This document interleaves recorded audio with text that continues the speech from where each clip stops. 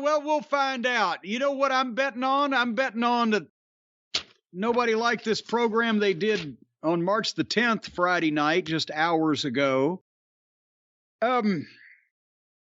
Again, we got the bloodline story and the bleh line story. And I'm going to zip through this fairly briefly because I don't even have any constructive criticism for this anymore at this point. Like, you can always pick out plenty of they should have done in AEW, but here they should have just torn a piece of paper up and started again. All these programs look the same. The same thing happens. The same things are said. With the exception of the bloodline story, that's why I said it's almost like their motivation is let's bore the fuck out of them, like Johnny Valentine. We'll bore the fuck out of them for a half an hour, so when we do something in the last 5 minutes, they'll go out of their minds. They had a package. Again, nobody does packages like this company. The production is incredible. The turn of Jey Uso when he came back into the fold the other night. And then Paul greets both of them in the back coming in their SUV, and Jey wants to know where Roman is. Paul's telling him how proud he is of him. Now, I want to know, tell Roman Reigns I'm here and I'm going to say what I need to say tonight in the ring. Okay. And then we immediately go to another meaningless 5-way match where the winner gets an Intercontinental title shot at WrestleMania. Somebody's going to say, well, that means it's not meaningless. No, it's when there's just constantly multiple person matches on this program where they're going to do moves to each other back and forth, and nobody's going to remember it the next day. That's meaningless. Drew McIntyre versus Karrion Kross versus Xavier Woods versus LA Knight, poor LA, versus Sheamus. And the whole thing is to get Sheamus and Drew at cross purposes so they can have their elimination match next week to determine who's going to face Gunther. And I got to be honest with you, I think I'm probably looking forward to Gunther and Sheamus a little bit more, but I think it'll be Gunther and Drew. They were piping in, because the fans were standing up, and I was hearing this, and I was watching their lips. They were piping in triple threat, but no one was saying it. So that tells you where the gambling bookers or bookies, whatever you want to call them at this point, considering what's happening where their heads are. If they piped it in, they didn't announce it.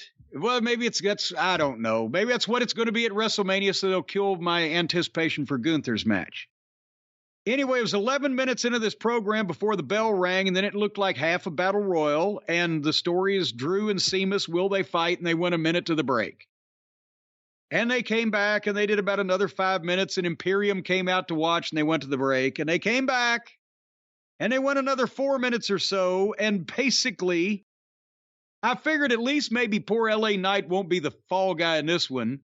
And son of a gun, wouldn't you know who won the pony? They had to beat two people at the same time just so they could make sure to beat LA Knight.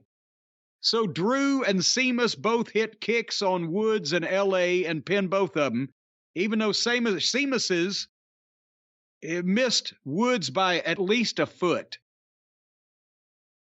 And then they both pinned him at the same time and had a long argument about who should be the winner of the thing, because both of them won, and who should go on to WrestleMania. Did I miss anything with that recap? Just the piped in sound. At least I thought it was piped in. Someone else could tell me I'm wrong, but the piped in triple threat. Which like you just said, took away my hopes for a good Gunther match at WrestleMania. Yeah. I think somebody's on the pipe, whoever's writing this. So then Paul E. was in the back with one of the girl interviewers, and he does a promo about Cody, who's gotten involved in bloodline business. And again, a great promo, put Cody over in his inimitable and unique backhanded way. But he made, they're going to smash Cody with the truth, the emotional baggage. He'll be a defeated opponent before he gets in the ring. And I think they just interspersed Paul throughout the show so people have hope, right? It'll keep them listening for another few minutes. Because Drew and Sheamus were in the back still screaming at each other. And then the Judgment Day and the Lucha Suits and Rey Mysterio were still mad at each other. And they did a long in-ring promo where they did the standard WWE dramatic scripting. And then that follows into the match, the Lucha suits against the Judgment Day. And then Dominic tried to get Rey to fight him again, and Rey wouldn't. And this took a very long time. And it seems like we've seen it all before. Have you seen this before, Brian? Well, they're stretching it out until we get to WrestleMania. Do you believe Dominic versus Rey? Or is that the one thing that maybe is the thing I don't believe about Dominic? That he's just a heat-getting little juvenile delinquent and is getting thrill-fucked by Rhea Ripley. I can believe all of that, but I don't believe when he and his father are talking mean about each other. And I don't think anyone wants to necessarily... Well, I shouldn't say that. I don't want to necessarily see that match. No one comes out of it looking better. Dominic can't. Rey can't. Nobody comes out of that looking better. Well, let's see if we can come out of this next one looking better. Did you watch the Vikings versus Braun Strongman and Ricochet? Not really, no. Well, almost nobody else did either because they started the match, went a minute and went to the break, and come back and did a little bit more, and then Braun missed the choo-choo. He ran around the ring and body blocked or shoulder tackled one of the Vikings and then ran to the other side of the ring and was going to tackle the other one. And Valhalla, the manager, pulled that Viking out of the way and Braun went straight over the fucking desk and was never seen again. Even though he took his own bump, he just ran himself over the desk. He landed on the other side of it and was never seen again. I think they were close enough to the Florida coast that he landed in the Bermuda Triangle and disappeared. Yet another train derailment. Another train derailment? What's Pete Buttigieg going to do about this one? So anyway, and then the Vikings splashed Ricochet and 1, 2, 3, and that was over. And Gunther told Adam Pearce that he's doing a shitty job. He was supposed to pick a challenger, not challengers. And Adam Pearce has lost all of his authority, and he should immediately go out back and be put to sleep like an old mule. Well, Gunther approximately said that. But Pearce had the solution. Next week, Drew versus Sheamus, and the winner challenges Gunther at WrestleMania. Okay. All righty, then Charlotte and Shotzi. Now, Brian, we have avoided watching Shotzi in the past from the days she was in NXT because she would come out in a tank with a helmet, fire off a cannon. It was a toy tank in NXT. Remember the time she ran over the bad heel manager they had down there and he acted like he got his leg stuck under the tank and couldn't get out? Oh, yeah, what happened to that guy? Robert Stone. Well, he got stoned and... We saw him get run over like 2 or 3 times, I think. He was a glutton for getting run over. And then she got a big tank when she moved up to the main roster. But the gimmick is just all over the place, and the screaming and the howling with the helmet and the tank and the multicolored hair, and it's just all over the place. But a lot of people have been blistering her because she has a lot of botches in her matches. We don't normally watch botchy Shotzi to begin with, so I said she's wrestling Charlotte. I'll watch this, right? Because with Charlotte, how bad can it be? Well, I got my answer. Charlotte was trying hard, in my professional opinion, not even trying to bully anyone off Twitter or cause anyone to be harassed.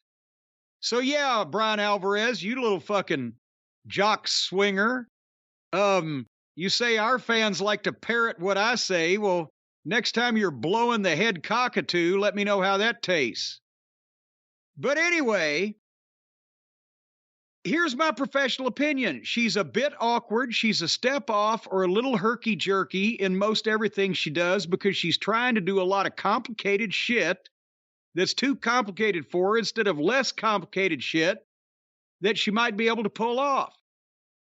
And Charlotte's trying to be there for it, but it's hard when you can't get in a rhythm with an opponent because you can't figure out, because they have no rhythm. And, normally if you see a guy draw back and you've worked with him just once, the pace and angle in which the punch or the kick or whatever's coming, you can time it even if you don't feel it. That's the optimum thing. Don't feel it, but sell it. It won't look bad because you've got the flow, right? I don't think this girl has a flow. She was half step off or one step behind or just a little slow in swinging something, and it just didn't come together. And they went about 2 minutes, and then music started playing, and Rhea Ripley came out, and the match continued. Charlotte gave Shotzi a German suplex, and Michael Cole said, "SmackDown rolls on." And they go to the break. And when they come back, Shotzi gives Charlotte a Hurricane Rana off the top rope. Now, I know that Charlotte has probably taken numerous Hurricane Ranas off the top rope, but it was one of those clump clump bumps. I don't know whether they were off time on that or whatever, but the clump clump instead of the bam, the clump clumps are the ones that hurt, because that'll jar your fucking ass. So she gives her that, and then nothing else. She goes to charge and misses going through the ropes, and Charlotte kicks her off the apron and goes to the floor after her, and Shotzi throws a kick towards Charlotte's head that Charlotte sees coming and tries to sell, but she didn't realize that Shotzi was throwing the kick from underneath, was going to go up over her head and then back down.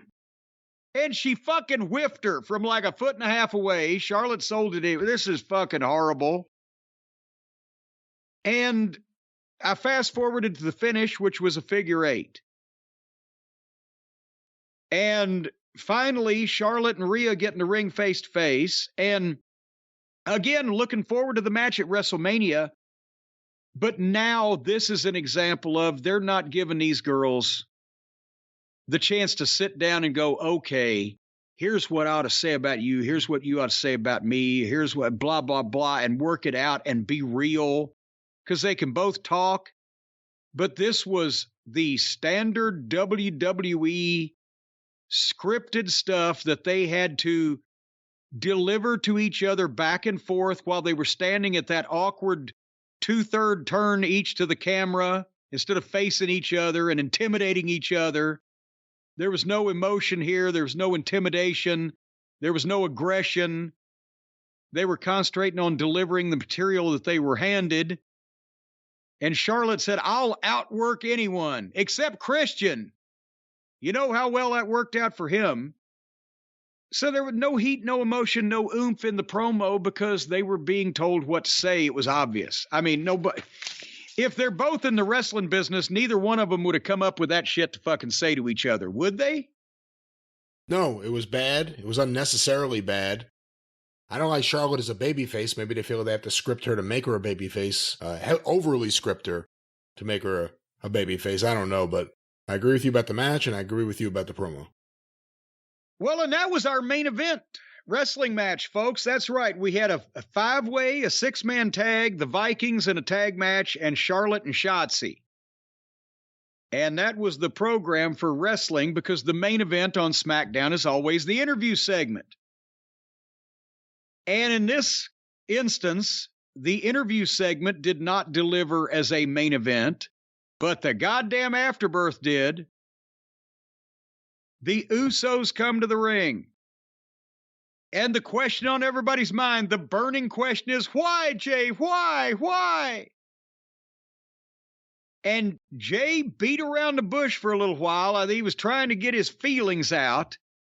But the story was, what would you do? This is family. He's my blood, my twin. I blame Sammy for all this. All he had to do was fall in line. But he didn't. We fixed him. But now our problem is Cody Rhodes. And the reason why I think that they were running long is because they hadn't even finished Cody Rhodes' last name and his music hit. Here's the thing. They only had 4, maybe 3 minutes left on the air. And as soon as they mentioned Cody's name, they didn't even get the Rhodes out, like I said. And the music starts. And he comes down the aisle and stops about halfway and says, hey, instead of talking about me, why don't you talk to me? The fans don't want to see us talk. They want to see us fight. This is a common offer here lately. And as soon as he starts taking off his jacket and tie, Sammy hits the ring from behind. And he goes to town on the Usos. And then Cody hits and joins. And for the next 90 seconds to 2 minutes, it was the best part of the program. They had a fight. They went all over ringside, out in the people, blah, blah, blah. The people were into it. The action was exciting. There was shit going on. And finally, the Usos powder, and Cody raises Sammy's hand. And that's, as we mentioned, they're not booing Cody. There's been no backlash whatsoever. The way they've handled this, they're cheering Sammy, they're cheering Owens, and they're cheering Cody. Now we've seen Cody and Sammy stand side by side. The outlier is Owens, but we still got a few weeks. So they still have 4 people on the Bloodline side. Yes. So, but that's, that's what this thing is coming together fantastic, but that's what people are interested in. But it does take the star power down when you don't have Paul and you don't have Roman and you've just got the Usos even together in the ring. But the people listen to this because it was part of the story, and to see Cody and Sammy. And then did you see what at 30 seconds before they went off the air, Cody ran and grabbed Sammy's arm and raised it up for the people. He was the one to say, hey, cheers, Sammy. Smart. Very smart, because it had been the other way around. A lot of people said, oh, see, they're telling Sammy to try to make a suck up to Cody. The other way around, Yeah, because again, Roman's not there. So this is all about these guys just did this stuff to Sammy. Cody recognized that. It's all about Sammy still. Yeah. So anyway, that, it's 2 hours of television to keep up with the live interviews that you care about. It'd be amazing if they actually, I don't know, had matches that were made important and talent that didn't seem all interchangeable and just another cog in the wheel, just another prawn in the game, as people say.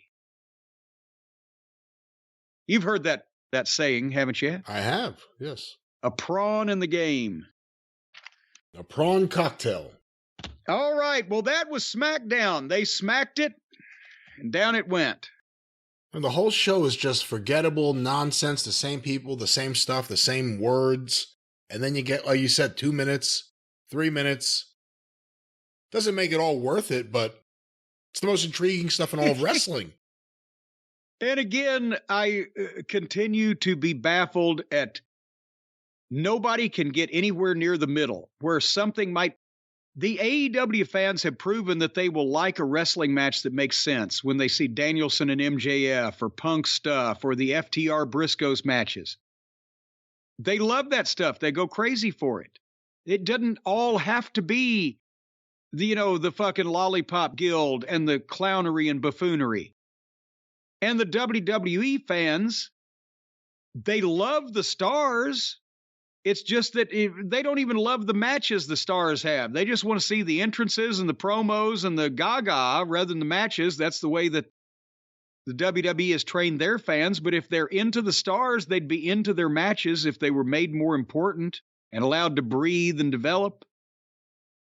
But you've got two extremes, and one is completely so professional that it's sterilized, and one is so completely unprofessional that it's goddamn laughable.